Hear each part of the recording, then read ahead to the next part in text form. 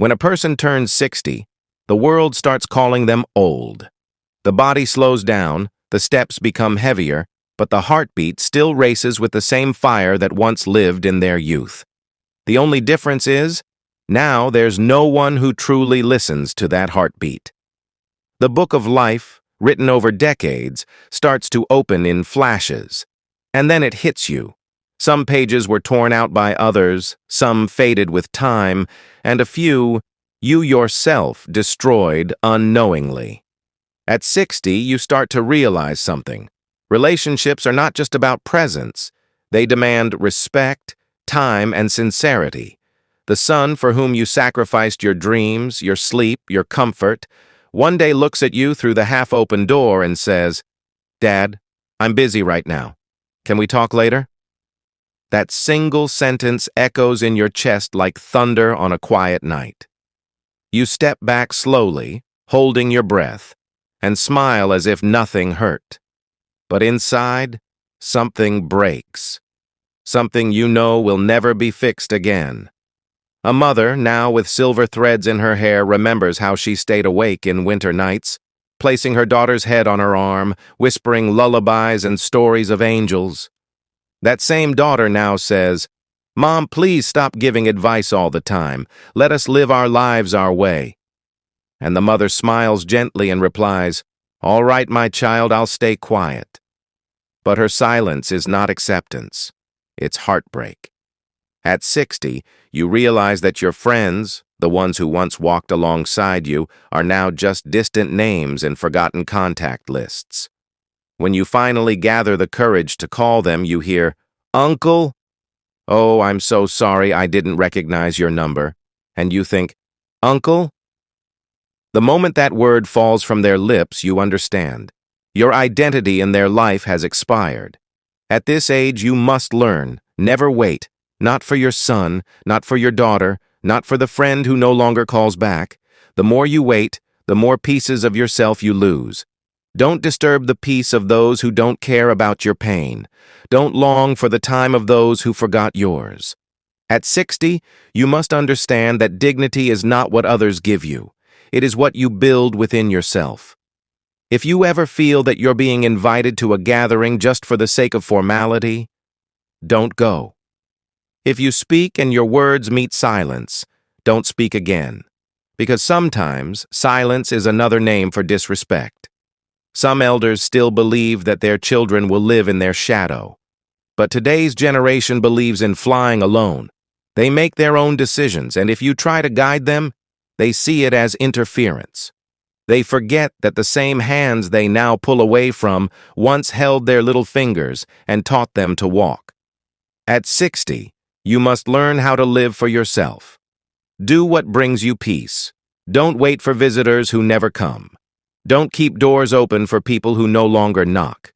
Make your home your temple. Let your prayer mat be your companion, and your rosary your peace.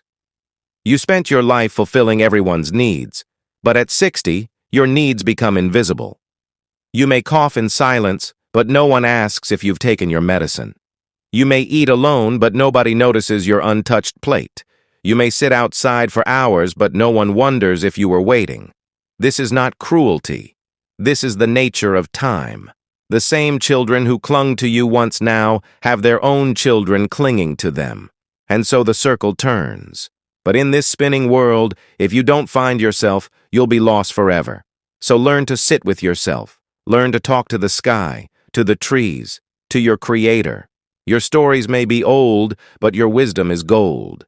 You may not be needed like before, but you are not worthless. Speak kindly to yourself. Love the reflection in the mirror. Accept the wrinkles. They are the poems of your survival. They are the tales of every sacrifice, every heartbreak, every unspoken word. At 60, you may feel lonely, but you are not alone. You are a walking library of memories, of lessons, of prayers whispered in the dark. Cherish that. And if ever someone truly wants to know your worth, they will sit beside you, not to teach, but to learn. So if your children forget your birthday, smile anyway. If your phone doesn't ring, hum your favorite old song. If no one comes to visit, Visit your own heart. There you'll find the child you once were, the dreamer, the warrior, the kind soul who still wants to love, to share, to give. Embrace that person. For at 60, the most important thing to learn is you are enough. You always were. After 60, the world doesn't just see you differently, it places you differently. You may have once been the decision maker of the house, the one whose words moved mountains, whose voice brought silence to a room. But now, even the echo of your voice seems to bounce back unheard. In this second chapter of life, one of the most painful yet powerful lessons you must learn is, there are 5 doors you must never knock on again. Not because they are locked, but because you deserve more than the silence behind them. The first door is the door of ungrateful children. You raised them with trembling hands, fed them with trembling hands, wiped their tears with your own heart. Yet now, those same hands push your emotions away. They tell you, you don't understand this generation, when all you wanted was to understand them. They silence you in family discussions with a smirk or a dismissive nod, forgetting that the roof above their head was once built with your sacrifices. And yet, you wait outside their emotional threshold, hoping for a warm word, a gentle tea-time chat, or a simple, "How are you, Dad?" But it never comes. So after 60, you must understand, do not keep knocking on that door. If their hearts have forgotten your love, do not offer your self-respect as a reminder. The second door is the door of friendships that faded with time. Once, you had friends who would laugh with you until sunrise. You had shoulders to lean on, hands to hold. But then, life happened. Careers, marriages, relocations. Now, when you call, they respond days later with, "Sorry, just saw your message." You wait, wondering if they remember the nights you stayed up for them, the times you lent your last coin, your last piece of hope. But the truth is, some friendships are seasonal, and at 60, the winter of friendship comes without invitation. Learn to accept this. Don't chase after those who only see your call as a burden, not a blessing. You are not lonely because you have no friends. You're lonely because you're holding on to memories, not people. The third door is the door of past regrets. You keep revisiting those choices. The job you didn't take, the argument you didn't settle, the forgiveness you didn't ask or give. You lie awake replaying decades-old moments like they just happened. But let me tell you, my dear friend, after 60, stop knocking on that door. Your past is a book already written. Now is not the time to edit it, but to read it with grace, smile at the pages, and gently close the ones that hurt. You owe yourself peace, not perfection. The fourth door is the door of pride. Yes, pride, the silent killer of connection. Some elders, out of hurt, wrap themselves in silence. If they don't call, I won't call either. If they forgot my birthday, I'll forget theirs. But what you forget is, pride never brings healing. It only deepens the wound. After 60, pride is too heavy a weight to carry. Let it go. If you still love someone, call them. If you miss someone, send a prayer. Not for them, but for you. Not to be accepted, but to be free. And the fifth, most dangerous door is the door of bitterness. It grows slowly, quietly, like rust on your soul. You begin to believe that nobody truly cares, that your life no longer matters, that your time is over. No, that is the lie. The truth is, your time has just begun, but only if you choose to live it. After 60, you are not finished. You are refined. You are not forgotten. You are remembered by angels, by the prayers you once made for others, by the good you gave when nobody was watching. So where should you go if not these 5 doors? Go to the door of faith. Sit with your Lord. Talk to him about your pain. You don't need to explain anything. He saw it all. Cry in your prayer. Smile after it. Trust that the one who watched you raise others will now raise you. Go to the door of gratitude. Count your blessings, not your wounds. Remember the days when you had nothing, yet managed everything. That strength is still inside you. Go to the door of peaceful silence. You don't need to win every argument, explain every emotion, or correct every wrong. Sometimes, silence is the loudest form of dignity. And most of all, go to the door of your own heart. It is tired. It has loved deeply, waited patiently, and bled quietly. Sit with it. Say sorry to it. And promise, from now on, I will not break you for anyone. So if you're 60, 70, or even 80, remember this. Your life is not a leftover. It is a legacy. Your smile can still teach. Your tears still matter. Your stories still have the power to save someone from giving up. Never underestimate the light you carry. Because even a candle, when alone in a room, can chase away the darkest night.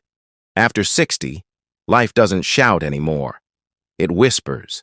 The loud celebrations, the bustling dinners, the phone calls every evening, they slowly fade into quiet rooms, ticking clocks, and teacups that stay full for hours. But within that silence, if you listen closely, are the greatest lessons life teaches only to those who've endured enough to understand them. You see, the world moves fast, but when you age, time moves differently. You start to notice the things you missed in your rush to provide, to raise, to protect, to prove.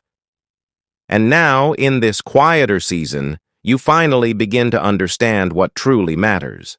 The first silent lesson is this: you are no longer everyone's priority, and that's okay. The family you built, the children you fed, the home you held together, they all grow wings, and when they fly, sometimes they don't look back. Not out of hatred, not even in gratitude, but because they're busy building the same world you once built for them. Don't let that break you. Understand it. They still love you, just differently. Their love now lives in rushed calls, late-night text replies, and short visits. Take what they give with a full heart, not with expectation. Because expecting yesterday's closeness in today's speed will only create sadness. The second lesson is even harder. You must forgive those who never said sorry. At 60, holding grudges is like drinking poison every day and expecting others to fall.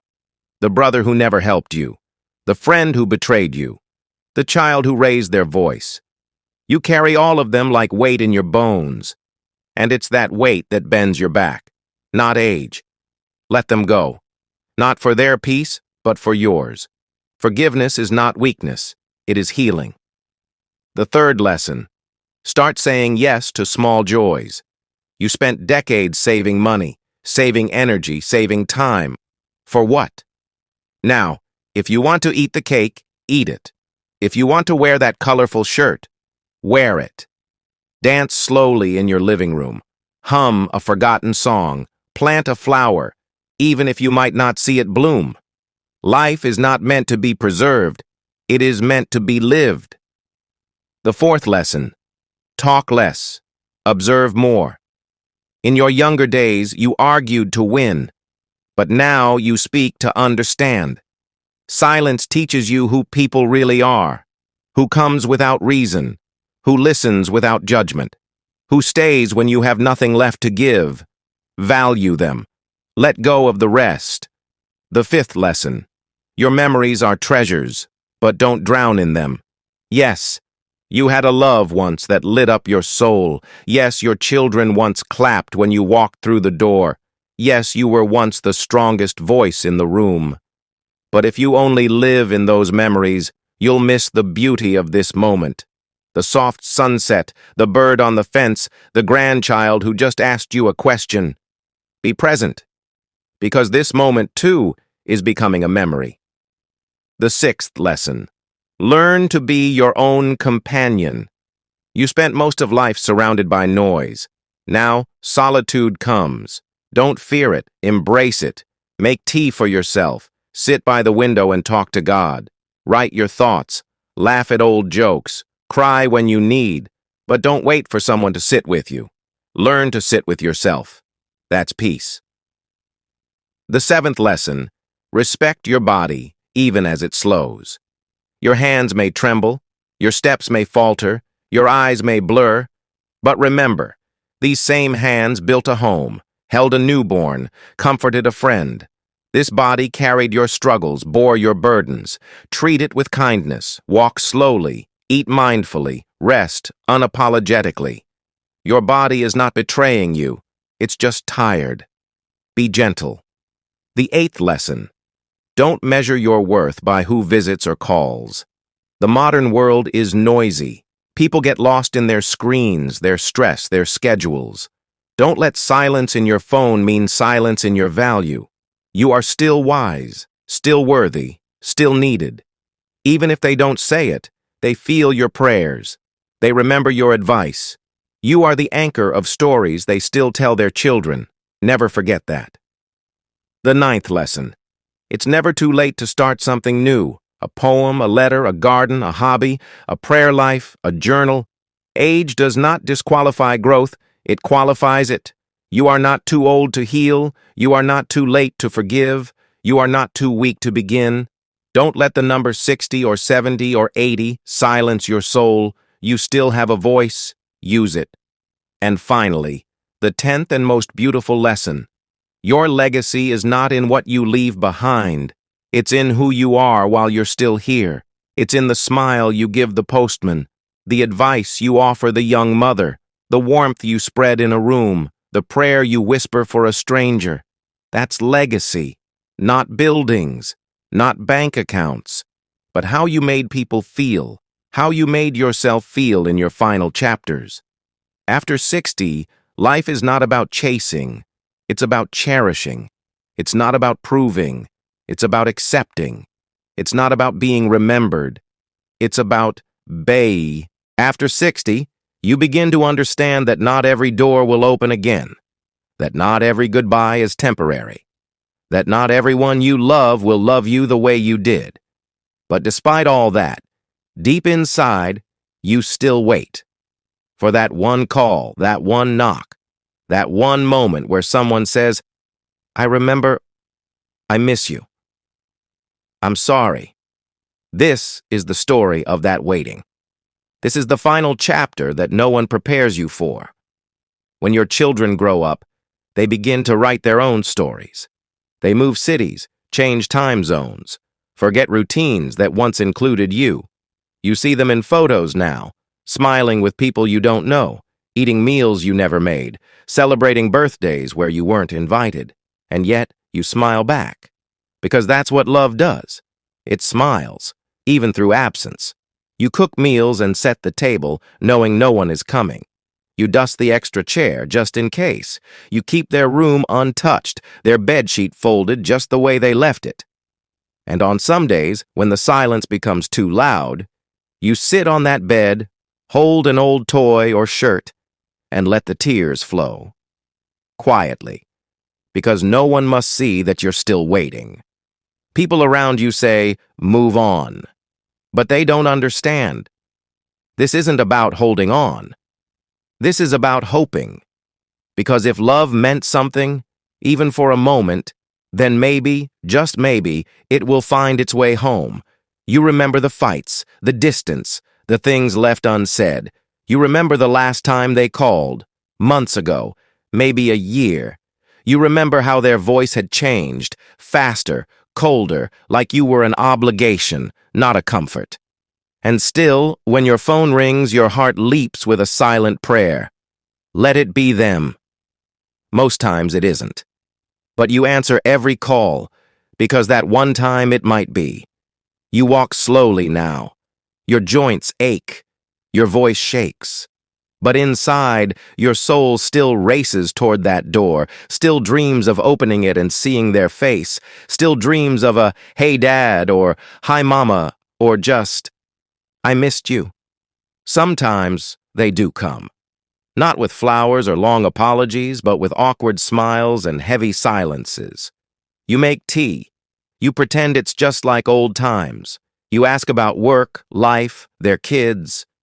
You don't ask why they stayed away. You don't talk about the birthdays they missed, the hospital visits, the days when you sat alone with only the clock ticking. Because when they return, even for a moment, You only want to hold the present, not reopen the wounds of the past. And then they leave again. Some return more often, some don't. But every visit adds both joy and pain, joy that they came, pain that they will leave again. And in that cycle, you learn a final lesson.